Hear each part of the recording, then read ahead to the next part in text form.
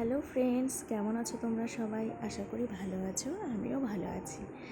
অনেক দিন থেকেই ভাবছিলাম যে ইস্কন মন্দিরে যাব, কিন্তু ঠিকমতো সময় সুযোগ হচ্ছিল না জন্য যেতে পারিনি। তাই আজকে যেহেতু সময় পেয়েই গেছি, তো ভাবলাম যে যাওয়া যাক। তাই জন্যই চলে গিয়েছিলাম ঘুরতে। তো গিয়ে দেখছি, ওরে বাপরে, এত ভিড়! মানে আমরা সাধারণত রবিবার করেই যাই, এবং রবিবার করে যেহেতু ছুটির দিন, সে কারণে ওই দিন বেশি ভিড় থাকে। সবাই ঘুরতে আসে ওই দিন। তো যাই হোক, আজকে ভিড় দেখে সত্যি আমরা ভীষণ অবাক হয়ে গিয়েছিলাম। তো বেশ ভালোই লাগলো একদিকে ভিড় দেখে। মন্দিরে ফাঁকা থাকলে ভালো লাগে না, লোকজন থাকলেই ভালো লাগে। তারপর আমার হাজব্যান্ড দোকানে গেল কিছু কেনাকাটা করতে।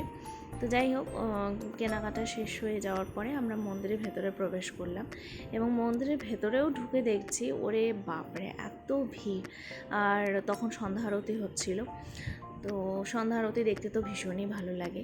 তোমরা যারা শিলিগুড়িতে থাকো, তো তোমরা কারা কারা আজকে ইস্কন মন্দিরে গিয়েছিলে অবশ্যই কমেন্ট করে জানাবে। তো সবাই একসাথে বলো হরে কৃষ্ণা। ভালো থেকো সবাই, দেখা হবে নেক্সট ব্লগে। Bye bye.